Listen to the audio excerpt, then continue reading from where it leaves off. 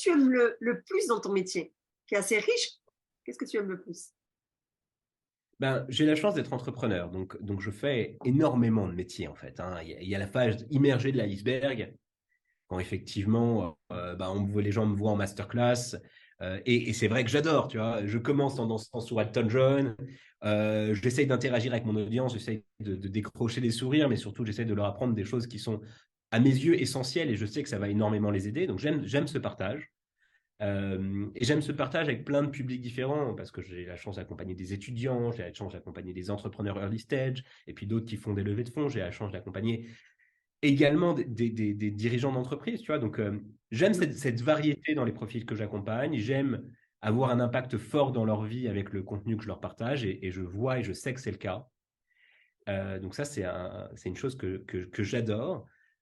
J'aime moins communiquer sur les réseaux sociaux, qui me prend beaucoup de temps et d'énergie. Une chose que j'adore, que j'avais arrêté, on avait une émission de radio il y a maintenant quelques années. On avait arrêté parce que juste ça prenait beaucoup de temps et ça rapportait pas du tout d'argent. Et là, on sort avec un nouveau podcast là, qui arrive d'ici quelques semaines sur la levée de fonds. Et c'est un métier que j'adorais, en fait, animateur radio. Et là, avec ce podcast, j'ai la chance de retrouver des entrepreneurs brillants avec lesquels je prends 1 heure pour discuter, comme on le fait là, tu vois, lors d'un podcast. Et ça m'avait manqué, tu vois. Donc ça c'est top. Donc, j'essaye, tu vois, de faire des choses nouvelles en permanence, de me réinventer, de remettre des choses au mix que j'aimais et que j'ai pu potentiellement arrêter. Et puis, la dernière chose que j'aime beaucoup et que j'ai encore plus découvert dernièrement, c'est le fait de manager mes équipes, de les vraiment de leur permettre de grandir avec elles, d'apprendre vraiment voilà, non seulement à créer une équipe, mais à aller beaucoup plus loin tous ensemble. Ça, c'est assez nouveau pour moi. J'ai été assez solitaire, même si, tu vois, ces dernières années. Et le fait de mener cette aventure à plusieurs, c'est quand même très, très, très fun. Merci, Voilà. Jérémy. Alors, j'entends la notion de co-créativité, en fait, voilà, de co-créer, de sortir de sa zone de confort, de vivre des expériences, de s'autoriser à vivre des choses et à grandir. Ça, c'est vraiment ta force. Moi, je pense que quand on est entrepreneur, il faut vouloir ça en permanence, hein. Soyons très clairs, quand on est entrepreneur, pendant des années, on gagne beaucoup moins d'argent que si on était salarié, on a beaucoup moins de vacances, on a beaucoup moins d'avantages, beaucoup moins de sécurité.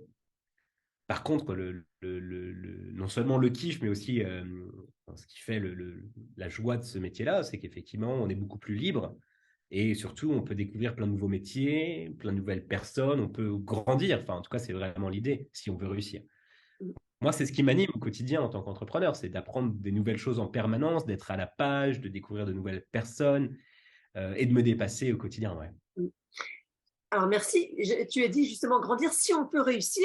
Et j'ai envie de dire même, et quand bien même des fois on est confronté au fait de devoir fermer son entreprise, c'est le chemin aussi qui nous permet de grandir, de rencontrer des gens, de se challenger soi-même. Quelles sont les personnes qui t'inspirent? Waouh! Ça, c'est une question super difficile que je crains parce qu'en fait, je n'ai pas trop de réponse à cette question. Euh, non, alors, je vais dire quelque chose qui paraît très, comment dire, très cliché, mais Barack Obama, c'est vrai que quand il était président et même avant, j'adorais écouter ses discours. Vraiment avec un charisme exceptionnel. Ce type était vraiment complètement hors du commun, quoi. Alors je sais que c'est une figure qui peut être clivante, en particulier en Israël, mais c'est pas grave. C'est un type qui savait vraiment galvaniser des audiences, qui savait partager des messages extrêmement forts, qui le faisait avec beaucoup de classe, beaucoup d'humour. Vraiment, chaque discours était exceptionnel. Donc, vraiment, Barack Obama, pour moi, tu vois, je peux l'écouter pendant des heures sans vraiment, sans me rendre compte qu'il y a des heures qui passent. J'aime beaucoup une journaliste américaine qui s'appelle Rachel Maddow, qui a le Rachel Maddow Show sur MSNBC et qui est, pareil, une intervieweuse exceptionnelle qui fait Mais au-delà même des interviews qu'elle fait, enfin, elle est captivante dans sa façon de parler, dans la façon dont elle va à chaque fois raccrocher l'actualité à l'histoire. Voilà, ça c'est vraiment, toi, top of my mind, c'est vraiment ouais, ces gens-là qui m'inspirent énormément. Et puis, en vrai, moi, je suis facilement inspiré par les gens que je rencontre. J'ai la chance, encore une fois, de travailler avec des entrepreneurs exceptionnels qui innovent au quotidien, qui ont une résilience folle. Tu vois, Mm. le dernier épisode de podcast que j'ai fait, c'était avec Frank David Cohen de Classroom, qui avait pitché à l'époque de Pitch My Startup, qu'on a suivi ces dernières années, qui a le carnet de correspondance connecté, qui est une très, très, très belle boîte française, mais qui est à échelle mondiale. Ben voilà, quand je discute avec lui et que je redécouvre son histoire, la façon dont il a été résilient, dont ils se sont battus pour y arriver et arriver à un résultat qui est déjà aujourd'hui exceptionnel, mais qui va encore, comment dire, devenir encore plus fou sur les prochaines années. Oui, je suis inspiré, surtout que c'est quelqu'un qui est à la fois très humain, très ambitieux, avec un charisme euh, euh, calme et fort, enfin quelque chose comme ça. Donc en vrai, je ne pourrais pas citer tous les gens qui m'inspirent. Il y en a vraiment au quotidien, de l'entrepreneur le plus chevronné à l'étudiant le plus génial. Et je pense que c'est important de se laisser inspirer par tout type de personnes qu'on rencontre au quotidien. Mm.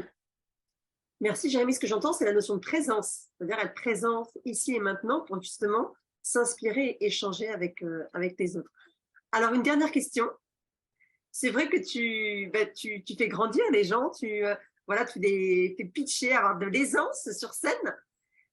Alors, j'ai envie de dire, à quand ton one-man show? Ou peut-être, est-ce que tu as des projets dans ce sens? Alors, c'est drôle parce que j'ai un ami qui régulièrement me relance sur le sujet, qui à chaque fois me voit, fait bon, alors c'est quand que tu fais du one-man show? Écoute, c'est pas du tout prévu. D'une certaine façon, vous savez que quand je fais mes masterclass, c'est un peu un one-man show et ça me va bien. C'est une scène qui me convient. Je suis pas sûr d'être le mec le plus drôle sur Terre, donc ça me demanderait beaucoup, beaucoup de travail pour le devenir potentiellement. Sûrement le TEDx avant le one-man show. Voilà, je pense que Ah, vraiment faire un TEDx prochainement, c'est quelque chose qui me dit bien. J'ai pas du tout l'habitude de parler de moi. C'est pas quelque chose que je fais avec aisance. mhm. Je pense que potentiellement, après 10 ans là d'entrepreneuriat, il est peut-être temps de faire ce travail et de sortir tu vois, de mon propre cocon et de partager mon histoire. Je l'ai déjà fait une fois lors enfin, d'une intervention à MBA et SEC. C'était difficile, mais oui, pourquoi pas? Tu vois, pourquoi pas effectivement se prêter au jeu du TEDx et partager mon histoire personnelle qui est très, très concomitant de l'essor de l'écosystème startup en France tel qu'on le connaît depuis Mhm. 2012-2013. Ouais, ce serait intéressant. Une date de prévu? À bout d'entendeur. Un timing de prévu? Euh, non, mais c'est peut-être le moment de prendre un engagement. Il me reste un peu plus de 6 mois avant que ça fasse pleinement 10 ans chez Pitch My Startup. Donc voilà, on va se dire que avant, il faut que je le fasse. Donc go, c'est parti. Génial. Merci beaucoup, Jérémy. Et je te souhaite une très belle journée. Avec grand plaisir, Nathalie. À très bientôt. À très bientôt.